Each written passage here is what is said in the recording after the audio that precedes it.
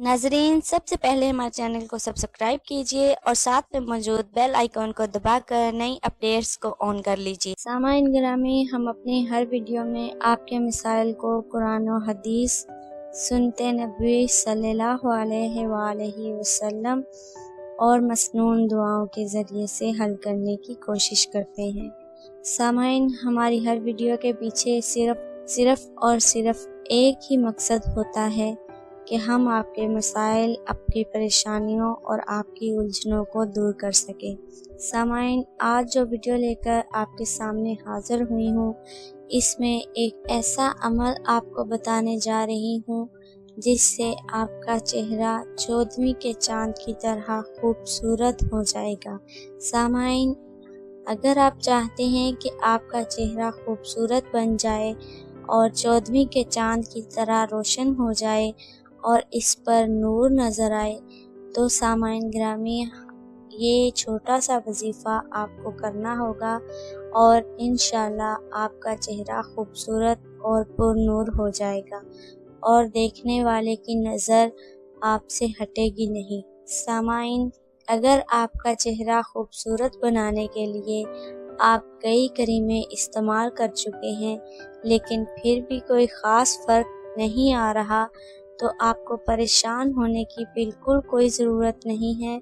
आज जो आपको वसीफ़ा बता रही हूँ, इससे आपका चेहरा निखर जाएगा और ख़ूबसूरत हो जाएगा। आपको सिर्फ़ करना ये है, जब भी आप पानी पीने लगें तो ये एक छोटा सा दम पानी पे करके पी लें, तो आपका चेहरा खूबसूरत और गोरा हो जाएगा। इंशाल्लाह ये एक छोटा सा अमल आपको हसीन बना देगा और आप खूबसूरत नज़र आने लगेंगे। सामाईन गिरामी, वजीफ़ा कुछ यूँ करना है, आपने एक गिलास में पानी लेकर अपने पास रख लें और फिर इस पर जो वजीफ़ा आपको पढ़ना है वो ये है, एक मर्तबा दुरूद इब्राहिमी पढ़ना है और फिर 3 मर्तबा सूरह फातिहा पढ़नी है और आखिर में फिर 1 मर्तबा दुरूद इब्राहिमी पढ़ना है। सामाईन गिरामी, वजीफ़ा एक दफ़ा फिर दोहरा देती हूँ।